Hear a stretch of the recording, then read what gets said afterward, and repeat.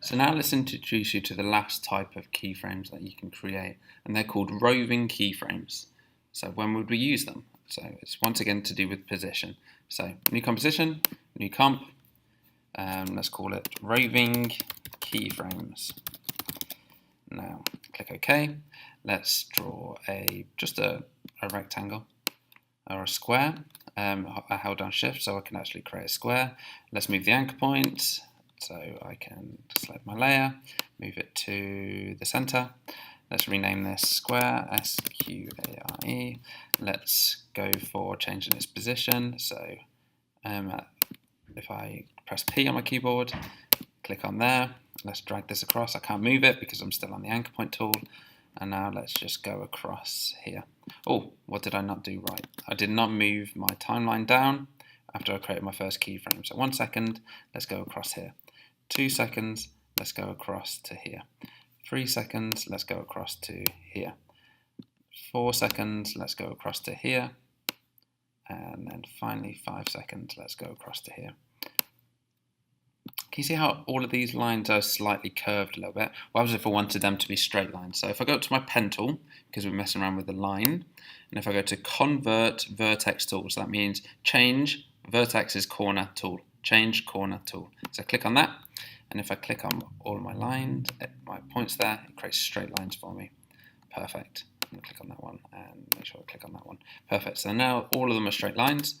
I've got linear keyframes, so it's going to be a constant speed. So from the start to the finish, it's a constant speed. But what happens if I do easy easing? Because them type of animations look better. So if I press F9,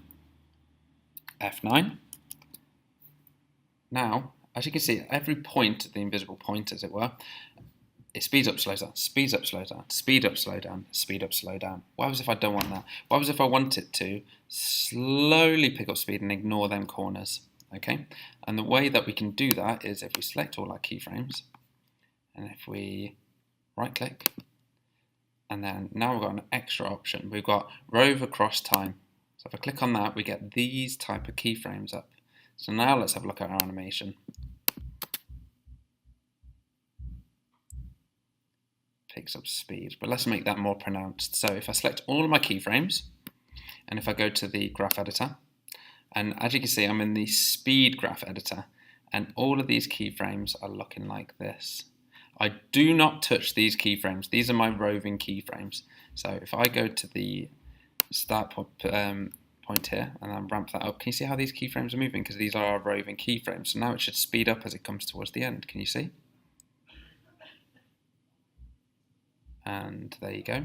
Let's select all my keyframes and let's just show you the difference. So I clicked on that again, and if I press F9 again, and then press F9 again, and make them all actual keyframes. Oh, sorry. First off, I have to just select these, and I think I'll just click on there. Nope.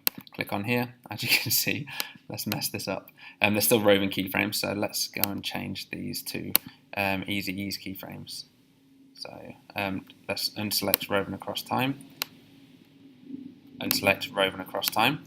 As you can see, we all make mistakes. I thought I'd include that in here because we all make mistakes, and that's fine.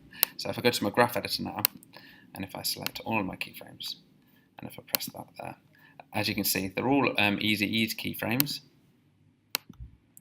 and that's what our animation would actually look like. So it's a visual representation. Speeds up, slows down, speeds up, slows down. So let's have a look through. And that's why we create roving keyframes. So we select all of them, and we go to rove across time, and our animation looks like this. Let's change our speed graphs just a little bit. Click here and click here. So it's going to speed up in the center. So let's have a look through. Nothing, nothing, nothing, and then whips across right to the end. That's why we use roving keyframes.